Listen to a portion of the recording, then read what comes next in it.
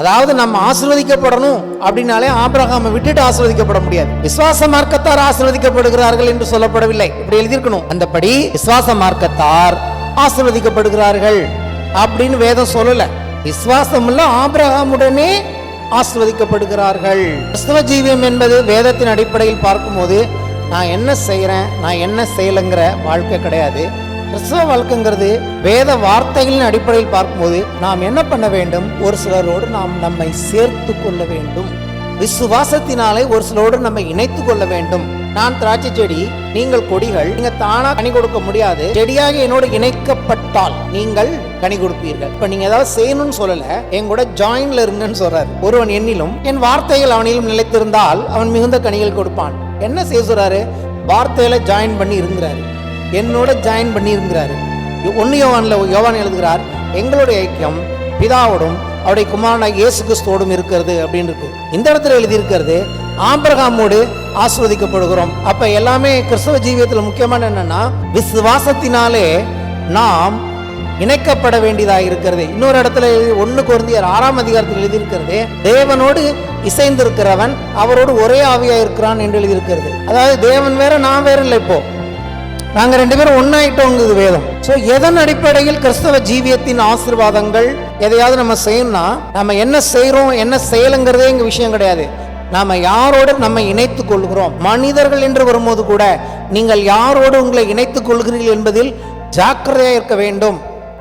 நம்முடைய விருப்பத்தின்படி அது தேவனுக்கு விருப்பமா விருப்பம் இல்லையா, தேவ சித்தமா தேவன் சித்தம் இல்லையான்னு சொல்லி நம்ம என்ன பண்றது இல்லை, கன்சிடர் பண்றது இல்லை. அப்படி கன்சிடர் பண்ணாம நம்ம செய்யற காரியங்கள் என்ன செய்யணும்னு கேட்டீங்கன்னா நம்முடைய வாழ்க்கையின் ஆசீர்வாதத்தை போஸ்ட்போன் பண்ணிடும், தள்ளி போட்டுட்டே போயிடும். லோத்து சொந்த அண்ணன் மகன் தான், ஆபிரகாமோட வந்தான். கர்த்தர் பல வாக்குத்தத்தங்களை கொடுத்திருந்தாரு, ஆனா போஸ்ட்போன் ஆச்சு. என்னைக்கு ஒரு பிரச்சனை லோத்தும் ஆபிரகாமும் பிரிஞ்சாங்களோ அப்பதான் கர்த்தர் அதுக்கப்புறம் அற்புதமாய் வாழ்க்கையில் காரியங்களை செய்தார். சோ கிறிஸ்தவ ஜீவியத்தின் ஆசீர்வாதங்கள் என்பது நீங்கள் யாரோடு உங்களை இணைத்துக் கொள்கிறீர்கள் என்றும் யாரை விட்டு உங்களை நீங்கள் பிரித்துக் கொள்கிறீர்கள் என்பதிலும் தான் இருக்கிறது.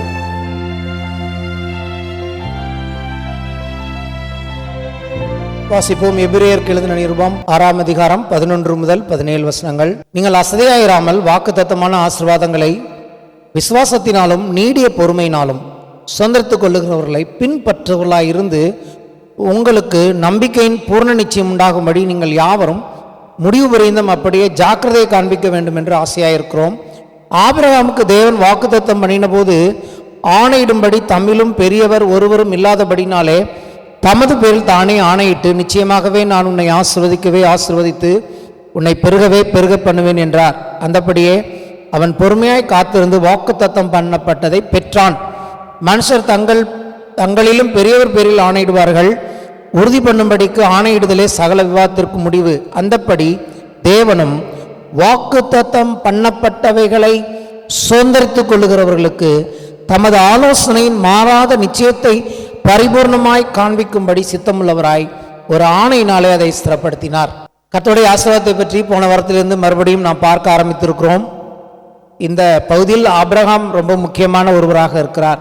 இங்க எழுதியிருக்கிறது வாக்குத்தத்தம் பண்ணப்பட்டவைகளை சுதந்திரித்துக் கொள்ளுகிறவனுக்கு என்று ஒருவனை குறித்து சொல்லாமல் வாக்குத்தத்தம் பண்ணப்பட்டவைகளை சுதந்திரித்துக் கொள்ளுகிறவர்களுக்கு என்று அநேகரை பற்றி சொல்லியிருக்கிறது. அந்த அநேகர் நாம இருக்கிறோம். தேவன் ஆபிரகாமுக்கு ஆணையிட்டார், சத்தியம் பண்ணினார் என்று சொன்னால் அது ஆபிரகாமுக்காக மாத்திரமல்ல, ஆபிரகாமின் விசுவாசத்தை உடையவர்களாகிய உங்களுக்கும் எனக்கும் அந்த ஆணையை தேவன் காண்பித்தவராக இருக்கிறார். அது எதை காண்பிக்கிறது? தேவன் நமக்கு ஒரு வாக்குத்தத்தம் கொடுத்தால் அதை அவர் நிறைவேற்ற வல்லவரும் நல்லவருமாய் இருக்கிறது மட்டுமல்ல, அதை நிறைவேற்ற அவர் உண்மையுள்ளவராக இருக்கிறார்.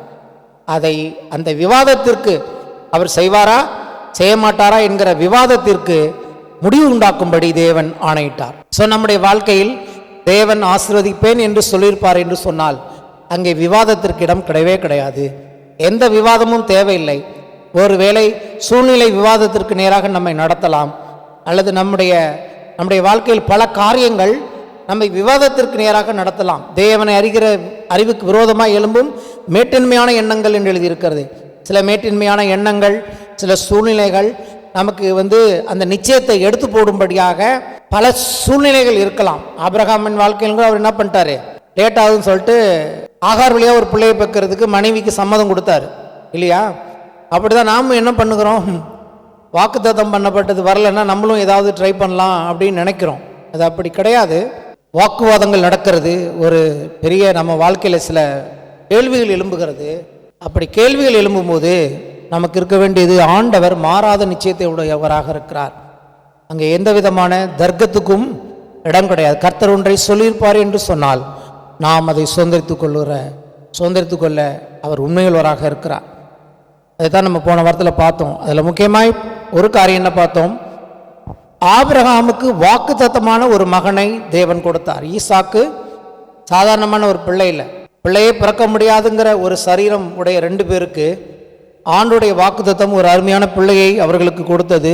அப்படி கொடுத்த அந்த பிள்ளையை தேவன் எனக்கு கொடுங்க அப்படின்னு கேட்கும்போது எந்தவித டிஸ்கஷனும் இல்லாமல் மனைவியிடத்தில் போய் அவர் என்ன பண்ணல, டிஸ்கஸ் பண்ணல, நேரடியாக தன் குமாரனை அழைத்து கொண்டு மோரியா மலைக்கு போனார் என்று சொல்லி பார்க்கிறோம். அப்படி போன போது ஆண்டவர் அந்த கீழ்ப்படிதலை பார்த்து மிகவும் ஆச்சரியப்பட்டு அங்கே என்ன பண்ணுகிறார், இன்னொரு வாக்குத்தத்தை கொடுக்கிறார். இந்த வாக்குத்தத்தம் என்ன, ஒரு பெரிய சந்ததியை உன் வழியாக எழுப்புவேன், அநேக ஜாதிகளுக்கு உன்னை தகப்பனாக்குவேன் அப்படின்னு சொன்னார். அதுதான் இன்றைக்கு அந்த வாக்குத்தத்தம் நிறைவேறி கொண்டு இருக்கிறதாக இருக்கிறது. இன்னைக்கு 2000 வருஷமாக இயேசு கிறிஸ்துவின் மூலமாக தேவனுடைய பிள்ளைகள் பெருகி கொண்டே இருக்கிறார்கள். வானத்து நட்சத்திரத்தை போல எல்லா தேசங்களிலும் தேவனுடைய பிள்ளைகள் பெருகி கொண்டிருக்கிறார்கள். இது எது வரைக்கும் நடக்கும், கர்த்தராகிய இயேசு கிறிஸ்து வரும் வரைக்கும் இது நடக்கும். ஆமென். அப்படிப்பட்ட ஒரு வாக்குத்தத்தத்தை அவர் பெற்றார். தனக்கு சொந்தமானதை தேவனுக்கு அவர் கொடுக்க முன்வந்த போது தேவன் உலகத்துக்கே அவர் தகப்பனாக மாறினார். இல்லாட்டி அந்த ஒரு பிள்ளைக்கு தான் அவர் அப்பா இருந்திருப்பார். ஈசாக்கு என்ற அந்த ஒரு பிள்ளைக்கு மட்டும் அப்பாவா இல்லாட்டிக்கு அவர் உலகத்தில் இருக்க கோடான கோடி பிள்ளைகள் அப்பா என்று நானும் கூட ஆபிரகாமை அப்பான்னு கூப்பிடலாம், நீங்களும் அப்பான்னு கூப்பிடலாம். எப்ரேயர்கள் அவரை அப்பான்னு சொல்கிறாங்க, இஸ்லாமியர்கள் அவரை அப்பான்னு சொல்கிறாங்க, கிறிஸ்தவர்கள் அவர்களை அப்பான்னு சொல்கிறாங்க. 3 பெரிய கூட்டத்துக்கு அவரை தகப்பனாக தேவன் இன்றைக்கு ஏற்படுத்தியிருக்கு. So whatever we are ready to sacrifice for God. தேவன் எதையாவது ஒன்றை நாம் கேட்டால் அவர் கேட்காம கொடுக்கணும் அவசியம் இல்லை. ஒருவேளை கர்த்தர் ஏதாவது நம்ம இடத்தில் ஒன்று கேட்பார் என்று சொன்னால் நாம் அதை கொடுக்கும்போது அதை நமக்கும் உலகத்தில் உள்ள அநேகருக்கும் அதை ஆசீர்வாதமாக மாற்றுகிற தேவன். ஆபிரகாம் அப்படிதான் சொன்னார், உன்னை ஆசீர்வதித்து உன்னை அநேகருக்கு ஆசீர்வாதமாக வைப்பேன், உலகத்தில் அநேகருக்கு உன்னை ஆசீர்வாதமாய் வைப்பேன் என்றுதான் ஆபிரகாமுக்கு வாக்கு கொடுத்தார். அப்படிப்பட்டவருடைய வாழ்க்கையில் பார்த்தீங்கன்னா நிச்சயமாகவே ஆபிரகாமின் ஆசீர்வாதம் வேலை செய்யும். ஆபிரகாமின் ஆசீர்வாதங்கிறது விசேஷமாக நான் சொல்லுகிறேன், பொருளாதாரத்தில் ஒரு பெரிய பெருக்கத்தை கொடுக்கும், வெற்றியை கொடுக்கும், ஆமென், ஜெயத்தை கொடுக்கும், அநேக நன்மைகளை கொடுக்கும். தோல்விக்கு அங்கே இடமே கிடையாது. போகிற இடம்லாம் அவருக்கு தான் வெற்றி. எந்த தேசத்தில் அந்நிய தேசமா இருந்தாலும் மற்றவர்கள் அவருக்கு கௌரவத்தை கொடுத்தார்கள் என்று சொல்லி ஆபிரகாமின் வாழ்க்கையில் பார்க்கிறோம். ஆபிரகாம் ஒரு நல்ல மனிதனாக காணப்பட்டார். அதே போலதான் சொல்லுகிறார், அவர் பிள்ளையை கொடுத்தது மட்டுமல்ல, தசமபாகம் கொடுக்கிறவராக காணப்பட்டார். தசமபாகம் என்பது நியாயப்பிரமாணத்துக்குள்ள உண்டானது அல்ல. தசமபாகம் என்பது நியாயப்பிரமாணத்துக்கு முன்னாடியே ஆபிரகாமின் நாட்களிலே தேவன் உண்டு பண்ணின ஒரு காரியமாக இருக்கிறது. அதை அவர் கொடுத்தார். அப்படி கொடுத்த போது வேதம் சொல்லுகிறது அவருடைய பேரனும் கொடுத்தான்னு சொல்றாரு. பேரனுடைய மகன் லேவியும் கூட அவர் மூலமாய் கொடுத்தான் என்று வேதம் சொல்லுகிறது. நான் இங்க என்ன பாயிண்ட் கேட்ச் பண்றேன்னா, ஆபிரகாம் தசமபாகம் கொடுத்த போது ஆபிரகாமின் சந்ததிகளும் கொடுத்ததாக எபிரேயர் எழுதுவார் என்று சொன்னால், நான் சொல்றேன் வெறும் அந்த லேவி மட்டும் கொடுத்தான்னு பார்க்கல தேவன், நீங்களும் நானும் கூட கொடுத்திருக்கிறோம். ஏன்னா நாமும் ஆபிரகாமுக்குள்ள தானே இருந்தோம். ஆபிரகாமுக்குள்ள இருந்த லேவி கொடுத்திருப்பாரு. நான் சொல்லுகிறேன், ஆபிரகாம் தசமபாகம் கொடுத்த பொழுது அவரோடு கூட நீங்களும் நானும் தேவனுக்கு கொடுத்திருக்கிறோம். அந்த எஃபெக்ட் தான் இன்னைக்கு நம்ம கொடுக்கறதுக்கு நம்மளை கர்த்தர் வைத்திருக்கிறார். நான் அப்படிதான் விசுவாசிக்கிறேன். யாரெல்லாம் நான் தசமபாகம் கொடுக்குறோமோ நம்ம ஏற்கனவே இது எங்கேருந்து நமக்கு வந்ததுன்னா, இது யாரும் கற்றுக் கொடுத்து வரல, இது இன்பில்ட், நம்ம அப்பாவுக்குள்ள இருந்தது. நம்ம அப்பா செஞ்சதுனால நம்மளும் செய்கிறோம். ஹல்லேலூயா. ஏன்னா அன்னைக்கே என்ன பண்ணிட்டாரு தேவன், 2000 இல்லை 4000 வருஷங்களுக்கு முன்பதாகவே ஆபிரகாம் தசமபாகம் கொடுத்த போது யாரெல்லாம் ஆபிரகாமை விசுவாசிக்க போகிறார்களோ அவர்களாகிய உங்களையும் என்னையும் கூட தேவன் அந்த கணக்கில் எடுத்துக்கொண்டார் என்று தான் நான் சொல்லுவேன். ஏன்னா தேவன் காலங்களுக்கும் நேரங்களுக்கும் அப்பாற்பட்டவர். இது கேட்கறதுக்கு ஒரு மாதிரியா இருக்கா? அதுக்கு வசனம் காண்பிக்கிறேன் பாருங்க. கலாத்தியருக்கு எழுதின நிருபம் 3ஆம் அதிகாரம், இங்கேருந்து கொஞ்சம் அதிகமாய் நாம் பார்க்க போகிறோம் இன்றைக்கு. கலாத்தியர் 3ஆம் அதிகாரம் 9 முதல் 14 வசனங்கள் ஒன்றுனா பார்ப்போம். அதில் முதல் வசனத்தை காண்பிக்கிறேன். அந்தப்படி விசுவாச மார்க்கத்தார் விசுவாசமுள்ள ஆபிரகாமுடனே ஆசீர்வதிக்கப்படுகிறார்கள். விசுவாச மார்க்கத்தாராகி நீங்களும் நானும் விசுவாசமுள்ள ஆபிரகாமுடனே ஆசீர்வதிக்கப்படுகிறோம்னா, அப்போ ஆபிரகாமை கர்த்தர் ஆசீர்வதித்தது மட்டும் இல்லை, அவரோட நம்மளை ஜாயின் பண்றாரு. அதாவது நம்ம ஆசீர்வதிக்கப்படணும் அப்படின்னாலே ஆபிரகாமை விட்டுட்டு ஆசீர்வதிக்கப்பட முடியாது. புரிஞ்சுதா உங்களுக்கு பாயிண்ட்? இங்க என்ன சொல்லுகிறாரு? விசுவாச மார்க்கத்தார் ஆசீர்வதிக்கப்படுகிறார்கள் என்று சொல்லப்படவில்லை, இப்படி எழுதியிருக்கணும். அந்தபடி விசுவாச மார்க்கத்தார் ஆசீர்வதிக்கப்படுகிறார்கள் அப்படின்னு வேதம் சொல்லல. அப்படி சொல்லியிருந்தாலும் தப்பு இல்லை. ஆனா உண்மையே ஒரு அற்புதமான காரியத்தை போல் எழுதுகிறார். விசுவாச மார்க்கத்தார் விசுவாசமுள்ள ஆபிரகாமுடனே ஆசீர்வதிக்கப்படுகிறார்கள். இங்க நான் என்னத்தை பார்க்கிறேன்னா, கிறிஸ்தவ ஜீவியம் என்பது, கிறிஸ்தவ ஜீவியம் ஆசீர்வாதமான வாழ்க்கை நீங்கள் நானும் வாழணும்னா நம்ம என்ன செய்ய போறோம், நம்ம என்ன செய்யலன்னு அப்படிங்கிறத வச்சு ஆசீர்வாதம் வரதே இல்லை. கிறிஸ்தவ ஜீவியம் என்பது வேதத்தின் அடிப்படையில் பார்க்கும்போது நான் என்ன செய்கிறேன் நான் என்ன செய்யலைங்கிற வாழ்க்கை கிடையாது. கிறிஸ்தவ வாழ்க்கைங்கிறது வேத வார்த்தைகளின் அடிப்படையில் பார்க்கும்போது நாம் என்ன பண்ண வேண்டும், ஒரு சிலரோடு நாம் நம்மை சேர்த்து கொள்ள வேண்டும். விசுவாசத்தினாலே ஒரு சிலரோடு நம்ம இணைத்து கொள்ள வேண்டும். வசனங்களையும் சொல்லி உதாரணமும் சொல்கிறேன். இயேசு சொன்னார், நான் திராட்சை செடி, நீங்கள் கொடிகள், நீங்கள் தானாக கனி கொடுக்க முடியாது, செடியாக என்னோடு இணைக்கப்பட்டால் நீங்கள் கனி கொடுப்பீர்கள். அப்போ நீங்கள் ஏதாவது செய்யணும்னு சொல்லலை, என் கூட ஜாயின்ல இருங்கன்னு சொல்கிறாரு. ஆமென், ஹல்லேலூயா. அப்புறம் சொல்கிறாரு, ஒருவன் என்னிலும் என் வார்த்தைகள் அவனிலும் நிலைத்திருந்தால் அவன் மிகுந்த கனிகள் கொடுப்பான். என்ன செய்ய சொல்கிறாரு? வார்த்தையில் ஜாயின் பண்ணி இருங்கிறாரு, என்னோட ஜாயின் பண்ணி இருங்கிறாரு. 1 யோவான் எழுதுகிறார், எங்களுடைய ஐக்கியம் பிதாவோடும் அவருடைய குமாரனாகிய இயேசு கிறிஸ்துவோடும் இருக்கிறது அப்படின்னு இருக்கு. இந்த இடத்துல எழுதியிருக்கிறது ஆபிரகாமோடு ஆசீர்வதிக்கப்படுகிறோம். அப்போ எல்லாமே கிறிஸ்தவ ஜீவியத்தில் முக்கியமான என்னன்னா, விசுவாசத்தினாலே நாம் இணைக்கப்பட வேண்டியதாக இருக்கிறது. இன்னொரு இடத்துல 1 கொரிந்தியர் 6ஆம் அதிகாரத்தில் எழுதியிருக்கிறது, தேவனோடு இசைந்திருக்கிறவன் அவரோடு ஒரே ஆவியாக இருக்கிறான் என்று எழுதியிருக்கிறது. அதாவது தேவன் வேற நான் வேற இல்லை, இப்போ நாங்கள் 2 பேரும் ஒன்றாயிட்டோங்குது வேதம். ஸோ எதன் அடிப்படையில் கிறிஸ்தவ ஜீவியத்தின் ஆசீர்வாதங்கள் எதையாவது நம்ம செய்யணும்னா, நம்ம என்ன செய்கிறோம் என்ன செய்யலைங்கிறதே இங்கே விஷயம் கிடையாது. நாம் யாரோடு நம்ம இணைத்து கொள்கிறோம். மனிதர்கள் என்று வரும்போது கூட நீங்கள் யாரோடு உங்களை இணைத்துக் கொள்கிறீர்கள் என்பதில் ஜாக்கிரதையாக இருக்க வேண்டும். நம்முடைய வாழ்க்கையில் நாம் என்ன பண்ணுகிறோம், தொடர்ந்து நம்முடைய மாம்ச ரீதியாக நம்முடைய விருப்பத்தின்படி, அது தேவனுக்கு விருப்பமா விருப்பம் இல்லையா, தேவ சித்தமா தேவ சித்தம் இல்லையான்னு சொல்லி நம்ம என்ன பண்ணுறதில்ல, கன்சிடர் பண்ணுறதில்ல. அப்படி கன்சிடர் பண்ணாமல் நம்ம செய்கிற காரியங்கள் என்ன செய்யணும்னு கேட்டிங்கன்னா, நம்முடைய வாழ்க்கையின் ஆசீர்வாதத்தை போஸ்ட்போன் பண்ணிடும், தள்ளி போட்டுகிட்டே போயிடும். நீங்கள் நினைக்கலாம் அவங்களால நமக்கு என்ன போகுதுன்னு, அவங்களால நமக்கு நடக்க வேண்டிய காரியங்கள் நடக்காமல் போகும். லோத்து சொந்த அண்ணன் தான், ஆபிரகாமோட வந்தான். கர்த்தர் பல வாக்குத்தத்தங்களை கொடுத்திருந்தார், ஆனால் போஸ்ட்போன் ஆச்சு. என்னைக்கு ஒரு பிரச்சனை லோத்தும் ஆபிரகாமும் பிரிஞ்சாங்களோ அப்போதான் கர்த்தர் அதுக்கப்புறம் அற்புதமாய் வாழ்க்கையில் காரியங்களை செய்தார். ஆமே கரெக்ட்? ஸோ கிறிஸ்தவ ஜீவியத்தின் ஆசீர்வாதங்கள் என்பது நீங்கள் யாரோடு உங்களை இணைத்துக் கொள்கிறீர்கள் என்றும் யாரை விட்டு உங்களை நீங்கள் பிரித்து கொள்கிறீர்கள் என்பதிலும் தான் இருக்கிறது. மற்றபடி வேதம் எதையுமே எதிர்பார்க்கவில்லை. ஆமேன். அதைத்தான் தேவன் விரும்புகிறார். இங்கே அற்புதமாக எழுதியிருக்கிறது, விசுவாச மார்க்கத்தார்கள் விசுவாசம் உள்ள ஆபிரகாமோடே ஆசீர்வதிக்கப்படுகிறார்கள். அப்போ ஆபிரகாமின் ஆசீர்வாதம் உங்களுக்கு வேணும்னா நீங்கள் அவரோடு இணைக்கப்பட்டிருக்க வேண்டும். எப்படி இணைக்கப்பட்டிருக்க வேண்டும்? அவர் என்ன விதமான விசுவாசத்தை தேவன் பேரில் கொண்டிருந்தாரோ அதே விதமான விசுவாசத்தை நாமும் இன்றைக்கு அவர் தேவன் பேரில் வைக்க, விசேஷமாக தேவகுமாரனாகிய இயேசு கிறிஸ்துவின் மேல் வைக்க தேவன் உங்களை என்னை இந்த காலவில் அழைக்கிறார். அல்லேலூயா. அந்த 9ஆம் வசனம் அப்படி சொல்லுகிறது. அதுக்கப்புறம் 10ஆம் வசனம், நியாயப்பிரமாணத்தின் கிரியைக்காரராகிய யாவரும் சாபத்துக்குட்பட்டிருக்கிறார்கள். அதாவது நியாயப்பிரமாணம்னா தேவன் என்ன செய்யணும் என்ன செய்யக்கூடாதுன்னு சொன்னார, அவங்க சாபத்துக்கு கீழே இருக்காங்களாம். ஏன்? நியாயப்பிரமாண புஸ்தகத்தில் எழுதப்பட்டவைகளை எல்லாம் செய்யத்தக்கதாக அவைகளில் நிலைத்திராதவன் எவனோ அவன் சபிக்கப்பட்டவன் என்று எழுதியிருக்கிறதே. நியாயப்பிரமாணத்தினாலே ஒருவனும் தேவனிடத்தில் நீதிமான் ஆகிறது என்பது வெளியரங்கமாயிருக்கிறது.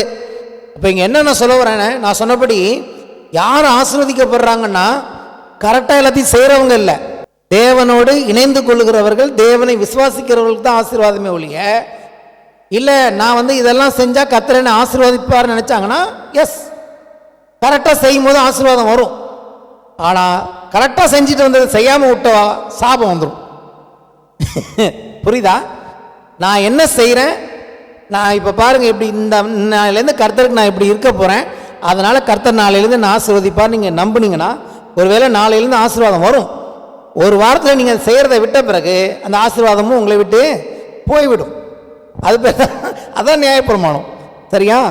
அப்போது இங்கே என்ன இருக்கிறது, ஏனெனில் விசுவாசத்தினாலே நீதிமான் பிழைப்பான் என்று எழுதியிருக்கிறதே. நியாயப்பிரமாணமோ விசுவாசத்துக்குரியதல்ல, அவைகளை செய்கிற மனுஷனை அவனால் பிழைப்பான். அப்புறம் எழுதியிருக்கு பாருங்க, மரத்திலே தூக்கப்பட்ட எவனும் சபிக்கப்பட்டவன் என்று எழுதியிருக்கிறபடி கிறிஸ்து நமக்காக சாபமாகி நியாயப்பிரமாணத்தின் சாபத்திற்கு நம்மை நீங்களாக்கி மீட்டு கொண்டார். அப்ப இப்ப புரிஞ்சிருக்கும் உங்களுக்கு. நியாயப்பிரமாணத்தின் சாபம்னா என்னன்னு கேட்டீங்கன்னா, அது செய்கிறது செய்யாத பொறுத்து, செய்வதையும் செய்யாததை பொறுத்து வருகிறது. நியாயப்பிரமாணத்தின் சாபம் என்பது நிறைய பேருக்கு புரியாது. என்ன நியாயப்பிரமாணத்தின் சாபம்னா, செஞ்சா ஆசீர்வாதம், செய்யலனா சாபம்.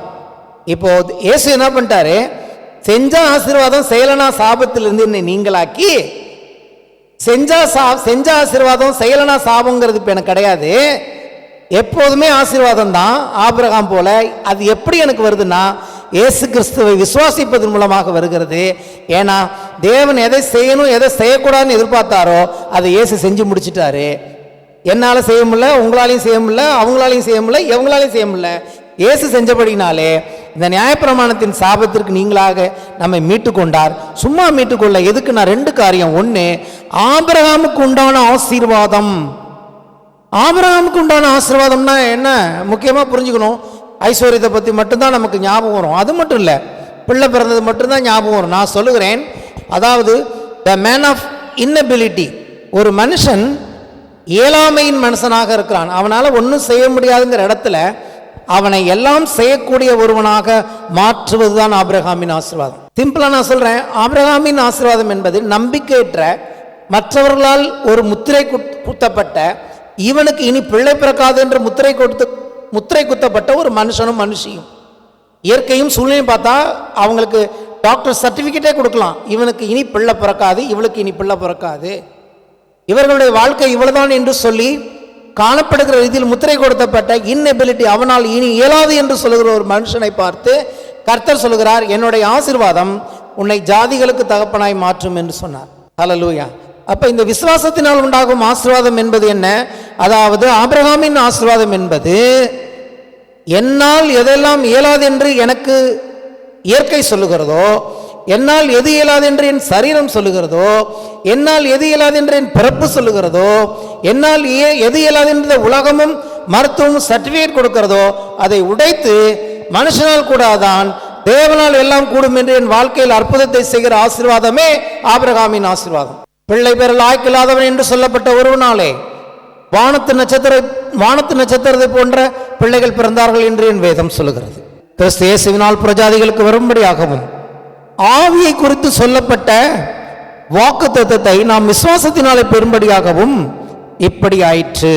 ஆவியை குறித்து சொல்லப்பட்ட வாக்குத்தத்தம் என்ன தெரியுமா?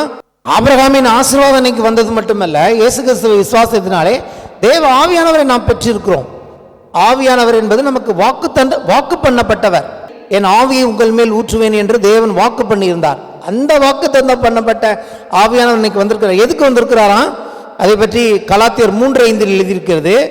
நீங்க அங்க போக வேணாம். கலாத்தியர் 3:5 எழுதியிருக்கிறது, அன்றியும் உங்களுக்கு ஆவியை அளித்து உங்களுக்குள்ளே அற்புதங்களை நடப்பிக்கிறவர் அதை நியாயப்பிரமாணத்தின் கிரியலினாலேயோ விசுவாச கேள்வினால எதனாலே செய்கிறார்? அங்கேயும் விசுவாசம் தான். நியாயப்பிரமாணம் மட்டும் இல்ல, இங்க ஆவியின் வாக்குத்தத்தத்தை கூட எதனால பெற்றோம்னு கேட்டீங்கன்னா, இயேசுவை விசுவாசத்தினாலே தேவன் தன் பிள்ளைகளுக்கு தன்னுடைய ஆவியை பெந்தகோஸ்தே நாளில் ஊற்றினார். இன்றைக்கும் தொடர்ந்து ஊற்றி கொண்டு இருக்கிறார். ரட்சிக்கப்படுகிற பிள்ளைகளுக்கு ஆவியானவர் வாக்கு பண்ணப்பட்டிருக்கிறார். அது எதற்காக வந்திருக்கிறார்னா, அற்புதங்களை நடப்பிக்கிறவர். ஆவியை உங்களுக்குள்ளே அளித்து அந்த ஆவியானவர் மூலமாக அற்புதங்களை செய்கிறவர். எதனால செய்கிறார்னா, நீங்க என்ன செஞ்சீங்க செய்யலங்கிறதுனால அல்ல, தேவனை விசுவாசிக்கும் போது ஆவியானவர் உங்களுக்கு அற்புதங்களை செய்வார். விசுவாசத்தினால் நீங்கள் அற்புதங்களை பெற்றுக்கொள்ள முடியும். நடக்க இயலாத, அது இனி நடக்கவே நடக்காது என்று சொல்லுகிறதை கூட நடக்க பண்ணுகிற ஒரு ஆவியை நமக்குள்ளே கொடுத்திருக்கிறார். ஹல்லேலூயா. ஆபிரகாமின் ஆசீர்வாதத்தை ஆக்டிவேட் பண்ண போகிறது யார்? பரிசுத்த ஆவியானவர். அதாவது தேவன் எவ்வளவு நமக்கு வாக்குத்தத்தம் கொடுத்திருந்தாலும், கர்த்தர் அநேக காரியங்களை நம்மை சொல்லியிருந்தாலும், நம்முடைய விசுவாசம் என்ன பண்ணுகிறது? ஆவியானவரை அந்த ஆசீர்வாதங்களை நம்முடைய வாழ்க்கையில் கொண்டு வந்து சேர்க்க உதவி செய்கிறது. நாம் விசுவாசிக்கும் போது பரிசுத்த ஆவியானவர் அற்புதங்களை செய்கிறார். தேவன் இந்த இடத்துல ரெண்டையும் கொடுத்திருக்கிறார். ஆபிரகாமின் ஆசீர்வாதத்தையும் கொடுத்திருக்கிறார். அதை விசுவாசத்தினால் பெற்றுக்கொள்ளும்படியாக பரிசுத்த ஆவியானுடைய அபிஷேகத்தை நமக்கு கொடுத்திருக்கிறார். ஏன்னா ஆவியானவர் இல்லாமல் இவைகள் சாத்தியமாக முடியாது. ஏன்னா அதெல்லாம் ஆவிக்குரிய மண்டலத்தில் இருக்கிறது. ஜெபம் பண்ண விசுவாசிக்க பரிசுத்த ஆவியானவர் இந்த வாக்குத்தத்தங்களை நம்முடைய வாழ்க்கையில் பலிக்க பண்ணுகிறார். ஒரு மனிதன் சாதாரணமான வாழ்க்கையிலிருந்து அசாதாரணமான வாழ்க்கைக்கு போக வேண்டும் என்று சொன்னால், ஒன்று தேவனால் போகலாம், அல்ல பிசாசினால் போகலாம். தானாக போக முடியாது. பிசாசு இயேசுவை உயர்ந்த மலைக்கு கொண்டு போய், நீ என்னை பணிந்து கொள், இந்த உலகத்தின் ராஜ்யங்கள் எல்லாம் உனக்கு தருவேன் என்று சொன்னான். பிசாசை பணிந்து கொண்டால் அதை கொடுப்பான். நீங்க நினைக்கலாம் தேவனே இல்லை, எப்படி எல்லாம் இவ்வளோ சேர்க்கிறான். பிசாசும் மனிதனை என்ன பண்ண முடியும்? உயர்ந்த மலைக்கு நேராக கொண்டு போகலாம். நமக்கு தேவன் இருக்கிறார். அவனே அவ்வளவு தூரம் கொண்டு போக முடியும்னா, தேவன் அதை விட அதிக உயரத்துக்கு கொண்டு போக நமக்கு வல்லவராய் இருக்கிறார். அசாதாரணமான காரியங்களை செய்ய ஆவிக்குரிய வல்லமை தேவைப்படுகிறது. தேவன் ஒருவர் இருக்கிறார், அவரே நம்மை ஆசீர்வதிக்கிறவர். எமோரியருடைய தேசத்திலே பிசாசை வணங்கினோ தேசத்தில் ஆபிரகாம் என்ற ஒருவனை கொண்டு போய் அவரை ஆசீர்வதித்து பெருக பண்ணின தெய்வம் நம்முடைய தேவன். இன்றைக்கும் வெற்றி ஜெயம் கர்த்தரால் வருகிறது. குதிரை யுத்த நாளுக்கு என்று ஆயத்தப்படுத்தப்படும். ஜெயமோ கர்த்தரால் வரும். ஹல்லேலூயா. ஜெயம் கொடுக்கிற தேவன் நம்முடைய தேவன். ஆபிரகாமுக்கு உண்டான ஆசீர்வாதம் கிறிஸ்து இயேசுவினால் பிரஜாதிகளுக்கு வரும்படியாகவும், ஆவியை குறித்து சொல்லப்பட்ட வாக்குத்தத்தத்தை நாம் விசுவாசத்தினாலே பெறும்படியாகவும் இப்படி ஆயிற்று. இப்போ தேவனுடைய பாட்டை நாம் பார்த்துட்டோம். அதில் எந்த சந்தேகமும் இல்லை, இல்லையா? கர்த்தருடைய வார்த்தை இப்படி கேட்கும்போது நமக்கு என்ன உண்டாகிறது? நல்ல விசுவாசம் உண்டாகிறது. ஆனால் இங்கே எழுதியிருக்கு, நீங்க அசதியா இருக்கக்கூடாதுன்னு இருக்கு. இங்கே தான் பிசாசு நமக்கு அசதியா இருக்கும்படி செய்யறான். அசதினா என்ன இங்க அப்படின்னு கேட்டீங்கன்னா, இங்கிலீஷ்ல லேசினஸ், சோம்பல் என்று வருகிறது. சோம்பல் இதை நம்ம வாழ்க்கையிலேருந்து எலிமினேட் பண்ணும்போது கடைசியாக எப்படி சொல்றாங்க? ஜாக்கிரதை உள்ளவர்களாக இருங்கள்னு சொல்லியிருக்கு, இல்லையா? ஸோ சோம்பலுக்கும் ஜாக்கிரதைக்கும் ஒன்றுக்கு ஒன்று எதிரானது. சோம்பலாக இருக்கக்கூடாதுன்னா எப்படி இருக்கணும்? ஜாக்கிரதையாக இருக்கணும். ஜாக்கிரதையாக இருக்கணும் எப்படி இருக்கக்கூடாது? சோம்பலாக இருக்கக்கூடாது. ஜாக்கிரதையாக இருக்கணும்னா என்னங்கிறதையும், சோம்பலாக இருக்கிறது என்னங்கிறதையும் கொஞ்சம் பார்ப்போம். ஒரு காரியத்தை தள்ளி போடுறது, அப்புறம் பார்த்துக்கலாம், அப்புறம் ஜெபம் பண்ணிக்கலாம், இல்லை நாளைக்கு பார்த்துக்கலாம். ஒரு உதாரணம் சொல்லிட்டே வரேன். என்ன? ரெண்டாவது, சோம்பல் என்ன பண்ணுகிறது? சூழ்நிலைகளை பார்க்கிறது. மழை வர மாதிரி இருக்கு, கிளம்பிட்டேன், மழை வர மாதிரி இருக்கு, போகலாமா போவேணாமா? சோம்பல் தடைகளை பார்க்கிறது. சூழ்நிலை மட்டுமல்ல, தடைகளை பார்க்கிறது. சோம்பல் என்ன பண்ணுகிறதுல சேலஞ்சஸ், சில சவால்களை அது சந்திக்காது. அதுக்கு எந்த சவாலும் இருக்கக்கூடாது. அப்படியே ஸ்மூத்தா போகணும், எல்லாமே நினைச்சபடி போகணும், குறுக்க எதுவும் வந்துடக்கூடாது. சோம்பல் என்ன பண்ணுகிறது? எப்போதுமே எந்த ஒரு காரியமும் தன்னை துக்கப்படுத்தி விடாதபடிக்கு ஏற்கனவே தான் அனுபவித்த எக்ஸ்பீரியன்ஸ், பழைய அனுபவங்கள் இப்படி இருக்கிறதுனால மறுபடியும் நான் போய் அதை செய்ய போனா மறுபடியும் எனக்கு அப்படிப்பட்ட அனுபவங்கள் வந்து விடுமோ என்று சொல்லி பயந்து அது அங்கே நின்று விடுகிறது. அடுத்தபடி சோம்பல் என்ன பண்ணுகிறது? வேற யாராவது எனக்கு ஹெல்ப் பண்ணணும்னு நினைக்குது. குடும்பமான வரைக்கும் நான் அதை செய்ய மாட்டேன், வேற யாராவது எனக்கு கொஞ்சம் உதவி செய்யட்டும் என்று நினைக்கிறது. அதுக்கப்புறம் என்ன பண்ணுகிறது? சோம்பல் கவலைப்படுகிறது. ஜெபம் பண்ணுவதற்கு பதிலாக சோம்பல் கவலைப்பட்டு, அந்த நேரத்தில் ஜெபம் பண்ணலாம், அதை பண்ணாம சோம்பல் என்ன பண்ணுகிறது? கவலைப்படும்படியாக சுய பரிதாபத்துக்குள்ளே நான் இப்படி இருக்கிறேனே அப்படின்னு தன்னைத்தானே பற்றி சுய பரிதாபத்துக்குள்ளே உட்கார வைக்கிறதே ஒழிய, அந்த சுயபரிதாபத்தை தாண்டி நான் போய் தேவனிடத்தில் ஜெபம் பண்ண போகிறேன் என்று சொல்லி அது காரியங்களை செய்யாது. இதெல்லாம் தான் சோம்பல். நீங்கள் வருஷமா தூங்குறத போய் சோம்பல் நினச்சிட்டு இருப்பீங்க. தூக்கம் மனுஷனுக்கு தேவை, அது அளவுக்கு மீறி போகும்போது சோம்பல். நினச்ச நேரம்லாம் படுக்கையும் பாயுமா இருக்கிறது சோம்பல். இங்கே இன்னொன்று முக்கியமாக சொல்ல வேண்டியது என்னன்னு கேட்டிங்கன்னா, பார்க்கறது தான் அது ரொம்ப பெருசாக எண்ணுமே ஒழிய தேவனை பெரியதாக எண்ணாது. தேவனுடைய வாக்குத்தத்தங்களை விட, அதை கொடுத்தவரை விட தன்னுடைய எதிரிகளை பெரிதாக பார்க்கிறது சோம்பல். அதுக்கு பயம் அதிகமாக இருக்கிறது. அதுக்கப்புறம் என்ன பண்ணுகிறது? தன்னுடைய சோம்பல், தன்னுடைய இயலாமையை மறைப்பதற்கு வேற காரியங்களில் போய் தன்னை ஈடுபடுத்தி கொள்கிறது. கண்டினியூஸாக ஃபோன் பார்த்துக்கிட்டே அந்த டைம் அது என்ன பண்ணிடுது? தன்னை பற்றிய குற்றமன சாட்சி வராமல் தான் பிஸியாக இருப்பதாக சம்பந்தம் இல்லாத வேற ஒரு காரியத்தில் தன்னை ஈடுபடுத்திக் கொள்கிறது, ஐடலா இல்லைன்னு சொல்லிட்டு. அப்புறம் என்ன பண்ணுகிறது? சோம்பல் காரண காரியங்களை தேடுகிறது. மனசாட்சி தன்னை பற்றி குற்றப்படுத்தும் போது அந்த மனசாட்சியை அமைதிப்படுத்துவதற்கு அது காரண காரியங்களை தேடிக்கொண்டு இருக்கிறது. அதற்கு பிறகு சுயபரிதாபத்தில் அது தன்னை வைத்துக் கொள்ளுகிறது. ஆனா ஜாக்கிரதை என்பது என்னன்னு கேட்டீங்கன்னா, நம்முடைய மனதை எல்லா பிரச்சனைகளை விட தேவனை பெரிதாக பார்க்கிறவராக, நம்முடைய எல்லா இயலாமைகளிலும் நம்மால முடியாத காரியங்களை பார்த்து சோர்ந்து போகாமல், சோம்பலா இருந்து விடாமல், என்னால முடியாட்டியும் தேவனால் முடியும் என்று சொல்லி ஜாக்கிரதை என்ன பண்ணுகிறது? ஜெபம் செய்கிற இடத்துக்கு கொண்டு போகிறது. ஆகவே தான் வேதம் சொல்றது, ஜெபம் பண்ண ஜாக்கிரதை உள்ளவர்களாக இருக்கு. நீங்க ஒன்றும் பண்ண வேணாம், கர்த்தரை துதியுங்கள், கர்த்தரை ஸ்தோத்திரம் பண்ணுங்கள், ஜெபம் பண்ணுங்கள். இதுவே உங்களை ஜாக்கிரதை உள்ளவர்களாக வைத்துக் கொள்ளும். வாக்கு தத்துவம் பழிக்க ஆரம்பிக்கும். ஆனால் சோம்பல் என்ன பண்ணுகிறது? இவன் ஜெப இடத்துக்கு போயிட்டானா, கர்த்தரை போய் விசுவாசித்து ஸ்தோத்தரிக்கிற இடத்துக்கு போயிட்டானா, அவனுக்கு தெரியும் இவனால ஒண்ணுமே தடை பண்ண முடியாது, கர்த்தர் இவனுடைய காரியங்களை செய்வார் என்று சத்துரு அறிந்திருக்கிறபடினாலே சோம்பலின் ஆவியை சோம்பலாக பல காரியங்களை கொண்டு உங்களை ஜாக்கிரதையற்றவர்களாக வைக்க விரும்புகிறான். அது ஒரு வார்த்தையில் சொன்னால், இது தேவனிடத்திலிருந்து வருகிறதல்ல, அது பிசாசனிடத்திலிருந்து வருது. யாத்திராகமம் 3ஆம் அதிகாரம் 6 முதல் 8 வசனங்கள். இப்போ தேவன் மோசேட்ட பேசிட்டு இருக்காரு, அதனால நமக்கு தெரியும். அதனால நான் சில வசனங்களை மட்டும் வேகமாய் வாசிக்கிறேன். 6 முதல் 8 வசனங்கள். பின்னும் அவர், நான் ஆபிரகாமின் தேவனும் ஈசாக்கின் தேவனும் யாக்கோபின் தேவனும் ஆகிய உன் பிதாக்களுடைய தேவனாய் இருக்கிறேன் என்றார். மோசே தேவனை நோக்கி பார்க்க பயந்ததினால் தன் முகத்தை மூடிக்கொண்டான். அப்பொழுது கர்த்தர், எகிப்தில் இருக்கிற என் ஜனத்தின் உபத்திரவத்தை நான் பார்க்கவே பார்த்து ஆலோட்டிகள் நிமித்தம் அவர்கள் இடுகிற கூக்குரலை கேட்டேன். அவர்கள் படுகிற வேதனைகளையும் அறிந்திருக்கிறேன். அவர்களை எகிப்தியரின் கைக்கு விடுதலையாக்கவும் அவர்களை அந்த தேசத்திலிருந்து நீக்கி கானானியரும் ஏத்தியரும் எமோரியரும் பெரிசியரும் ஏவியரும் எபூசியரும் இருக்கிற இடமாகிய பாலும் தேனும் ஓடுகிற நலமும் விசாலமான தேசத்தில் கொண்டு போய் சேர்க்கவும் இறங்கினேன். இறங்கினேன். ஐ எம் கம் டவுன் என்று எழுதப்பட்டிருக்கு. தேவன் பரலோகத்திலிருந்து இறங்கி வந்தார். மோசேக்கு முட்செடியில் தரிசனமானார். ஒரே மலை பக்கத்தில் வரும்போது அங்க சொல்றார், கர்த்தர் சொல்றாரு, நான் பார்த்தேன், நான் அறிந்திருக்கிறேன், நான் கேட்டேன் என்று கர்த்தர் சொல்றதை பார்க்குறீங்களா? அவங்க உபத்திரவத்தை கர்த்தர் பார்த்தார். இன்றைக்கு அவர் நம்ம பார்க்கிற தேவன், நம்மளுடைய கூக்குரலை கேட்கிற தேவன். அவர்கள் இட்ட கூக்குரலை கர்த்தர் கேட்டார். அவர்கள் வேதனைகளை அறிந்திருக்கிறேன் என்று சொல்கிறார். நம்முடைய தேவன் நம்ம இப்படி ஒரு மாதிரி சூழ்நிலை போகும்போது கண்டும் காணாமல் இருக்கிறவர் இல்லை. அதை நீங்க புரிஞ்சுக்கணும். அவர் ஜீவன் உள்ளவர். உன் சூழ்நிலை அவருக்கு தெரியாதா?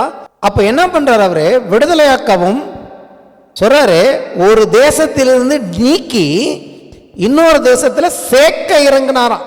அப்ப நம்மளையும் ஒரு இடத்திலிருந்து, நாம் கஷ்டப்படுகிற இடத்திலிருந்து, நாம் கஷ்டப்படுகிற சூழ்நிலையிலிருந்து நீக்கி நாம் நன்மையை அனுபவிக்கிற ஒரு இடத்தில் நம்மை சேர்க்க இறங்குகிற தேவன். காலமெல்லாம் அங்கேயே இருக்கணும் தேவன் உங்களை விரும்புறதில்லை.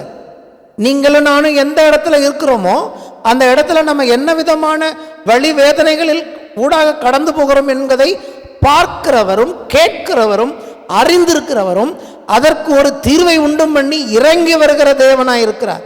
ஏசு பரலோகத்தின் சிங்காசனத்தை விட்டு உங்களுக்காக எனக்காக பூமிக்கு இறங்கி வந்தார். தன்னுடைய ஜீவனையை கொடுத்தார். ஆலோட்டிகள் என்று சொல்லப்படுறது எப்படின்னா, ஒருத்தனுக்கும் ஒரு அந்த ஆளை மேய்க்கிறதுக்கு ஆள் வச்சிருந்தான் பார்வோன். அவங்கள கடினமாக நடத்துறதுக்கு அந்த டார்கெட்டை நீ செஞ்சுதான் ஆகணும்னு அவங்களால இயலுதோ இயலாதோ செஞ்சே ஆகணும். அப்படிதான் பிசாசு. நம்ம விருப்பப்பட்டு வாழலை. நம்ம விரும்பினாலும் விரும்பாட்டி நீ அதை செஞ்சுதான் ஆகணும். அவன் அடிமைத்தனத்தை அவன் சொல்றதை கேட்டுதான் ஆகணும். பார்வோனுக்கு அடையாளமாக இங்கே பிசாசு வர்ணிக்கப்படுகிறான். நீங்களும் நானும் விரும்பினாலும் விரும்பாவிட்டாலும் அவனுடைய அடிமைத்தனம், அவனுடைய சாபத்திற்குள்ளே, அவனுடைய தரித்திரத்துக்குள்ளே நாம் அடிமைப்பட்டு கிடந்தோம். நம்முடைய அடிமைத்தனத்திலிருந்து, நம்முடைய தரித்திரத்திலிருந்து நாம் படும் வேதனைகளை அறிந்த தேவன் அங்கிருந்து பரலோகத்தை விட்டு இறங்கி வந்தார். Bible says, I am come down, நான் இறங்கி வந்தேன் என்று மோசே இடத்தில் கர்த்தர் சொன்னார். ஸோ அப்சர்வேஷன் டு ஆக்ஷன் என்று எழுதியிருக்கிறது. அதாவது கர்த்தர் அப்சர்வ் பண்றவர் மட்டுமல்ல, அதுக்கு ஆக்ஷன் எடுக்கிறவர். பார்க்கிறார், அப்படியே பார்த்துக்கிட்டே இருக்கிறார். Not only he only observing he is also taking action. Observe பண்ணிட்டு ஆக்ஷன் எடுக்க வந்துட்டார். ஆக்ஷன் எப்ப எடுக்கிறாரு? இறங்கி வந்துறாரு, அவரே வந்து ஆக்ஷன் எடுக்கிறாரு. அப்ப நான் என்ன சொல்றேன், விசுவாசம் என்பது என்ன தெரியுமா? தேவன் என்னுடைய வாழ்க்கையில் ஆக்ஷன் எடுக்கிறார் என்பதை விசுவாசிக்கிறீர்களா? கர்த்தரின் வாழ்க்கையில் ஒரு காரியத்தை பார்த்து அதுக்கான ஆக்ஷன் எடுக்கிற தேவன். ஆகவேதான் எழுதியிருக்கிறது, உங்கள் பாரங்களை எல்லாம் அவர் மேல் வைத்து விடுங்கள், அவர் உங்களை விசாரிக்கிற தேவன்.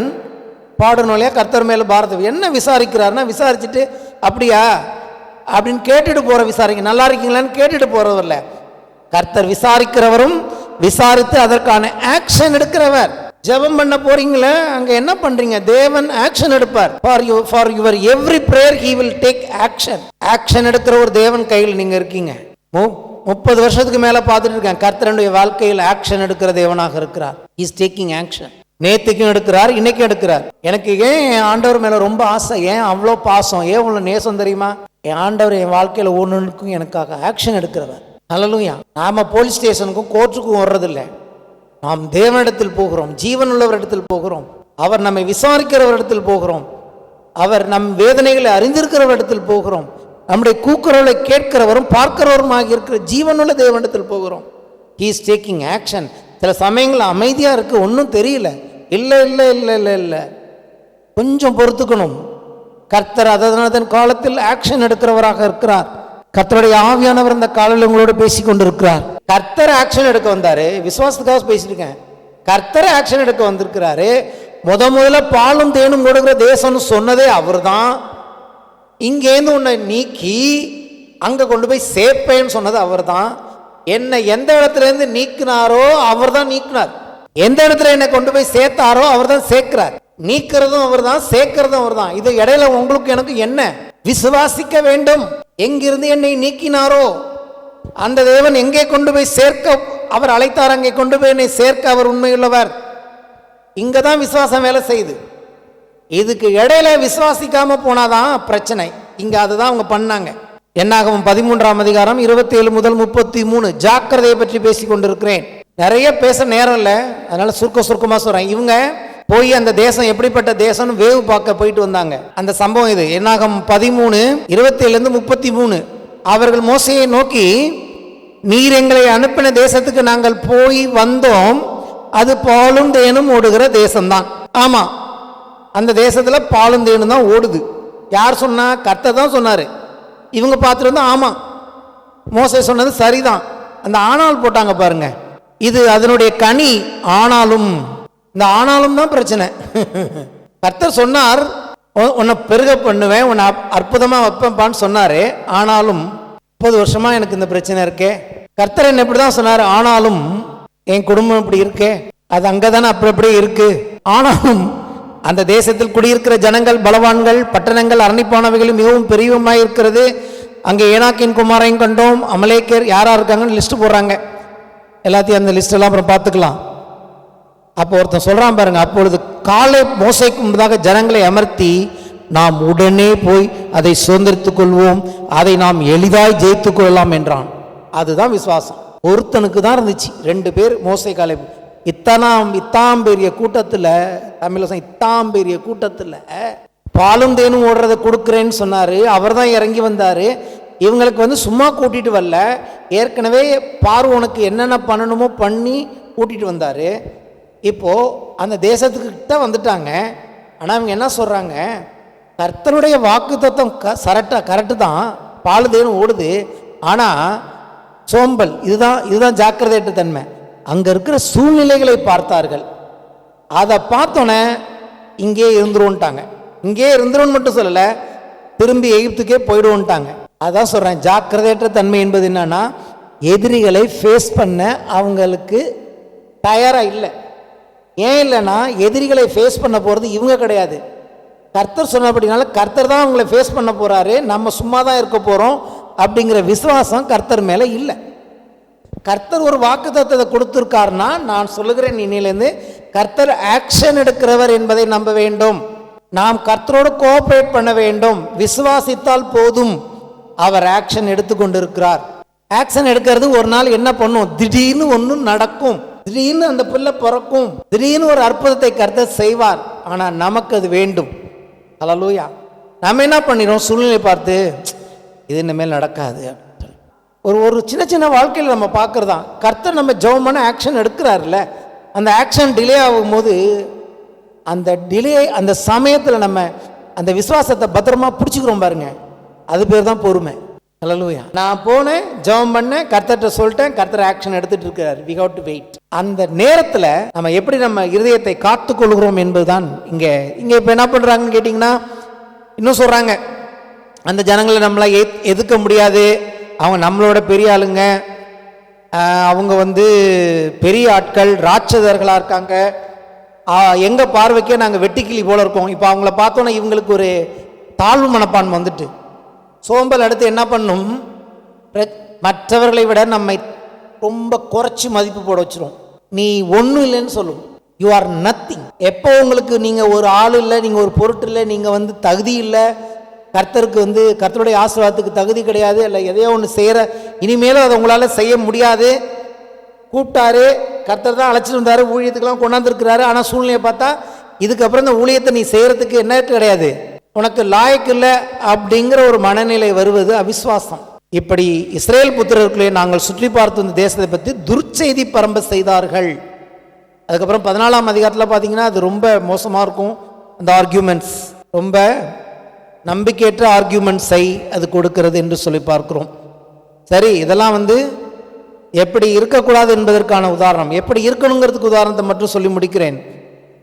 அப்போ இந்த சோம்பேறித்தனத்தை, இந்த லேசினஸை, இந்த நம்பிக்கையற்ற சூழ்நிலையை நம்ம வாழ்க்கையில் அலோவ் பண்ணாமல் இருக்கிறதுக்கு எப்படி ஜாக்கிரதையாக இருக்க முடியும் அப்படின்னா வேதாகமத்திலேருந்து பார்க்கலாம். ரோமர் 4ஆம் அதிகாரம், இதை மட்டும் பார்த்து முடிக்கலாம். ரோமர் 4:20 முதல் 25 வசனங்கள். இது ஆபிரகாமை பற்றியது. தேவன் வாக்குத்தத்தத்தை குறித்து அவன் அவிசுவாசமாய் சந்தேகப்படாமல் தேவன் வாக்குத்தத்தம் பண்ணினதை நிறைவேற்ற வல்லவராயிருக்கிறார் என்று முழு நிச்சயமாய் நம்பி, அதோட நிக்கல, தேவனை மகிமைப்படுத்தி விசுவாசத்தில் வல்லவனானான். கர்த்தர் கொடுத்ததை வர வரைக்கும் காத்துக்கணும்னா என்ன பண்ணும், கர்த்தரை மகிமைப்படுத்தி கொண்டே இருக்க வேண்டும். தொடர்ந்து கர்த்தரை மகிமைப்படுத்தினீங்கன்னா நீங்க விசுவாசத்தில் வல்லவர்களாக இருப்பீர்கள். அது உங்கள் வாழ்க்கையில் பலிக்க ஆரம்பிக்கும். எப்ப நீங்க கர்த்தரை மகிமைப்படுத்துறதை நிறுத்திட்டீங்களோ, ஹல்லேலூயா, கர்த்தரை தொடர்ந்து மகிமைப்படுத்துறது என்னன்னா நல்ல சந்தோஷமான மனநிலைமையோட ஆக்ஷன் நடந்துகிட்டு இருக்கு. நிச்சயமா நம்மளை கர்த்தர் அங்கே உட்கார வைப்பார், கர்த்தர் அந்த இடத்தை செய்வார் என்று சொல்லி அதை நடந்துட்டது போல் நடக்கணும். எப்போ நான் நன்றி சொல்ல ஆரம்பிப்பேன்னா, அதாவது நீங்கள் ஜெபத்தில் விசுவாசம் உள்ளவர்களாக எவைகளை கேட்பீர்களோ அவைகளை பெற்றுக்கொண்டோம் என்று விசுவாசியுங்கள். யார் பெற்றுக்கொண்டோன்னு விசுவாசிப்பாங்கன்னு கேட்டிங்கன்னா, சந்தோஷமா இருக்கிறவங்க கர்த்தரை மகிமைப்படுத்த ஆரம்பிப்பாங்க. நான் சொன்னேன், கர்த்தர் கேட்டார், கர்த்தர் ஆக்ஷன் எடுத்தாருன்னு அவர் தானே சொன்னார்.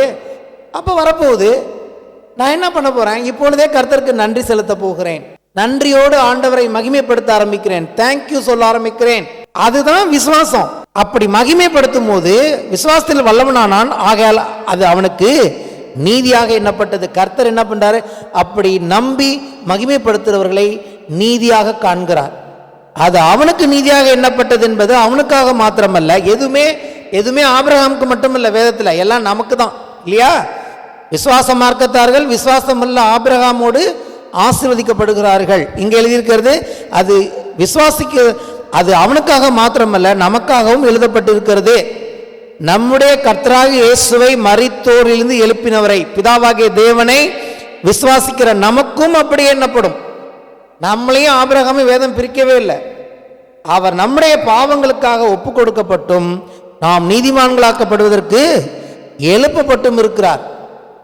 டவுட்டிங் பீப்புள், சந்தேகப்படுறவங்க தேவனை மகிமைப்படுத்த மாட்டாங்க, அதுக்கு பதில் பிரச்சனையை தான் பெருசாக பேசுவாங்க.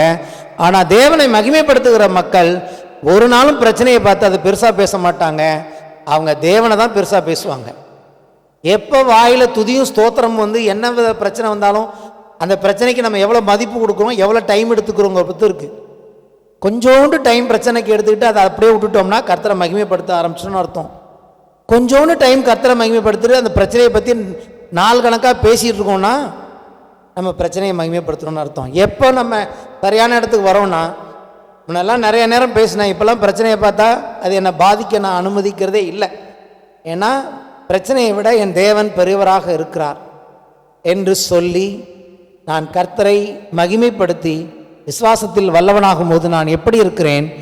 ஜாக்கிரதையோடு இருக்கிறேன். அசதியாக இல்லை. இப்போ நான் ஜாக்கிரதையாக இருக்கிறேன். அப்படி ஜாக்கிரதையாக இருக்கும்போது என் தகப்பன் ஆபிரகாம் சுதந்திரத்து கொண்டது போலவே நானும் கர்த்தருடைய எல்லா ஆசீர்வாதங்களையும் சுதந்திரத்துக் கொள்வேன். எழுந்து நிற்போம்.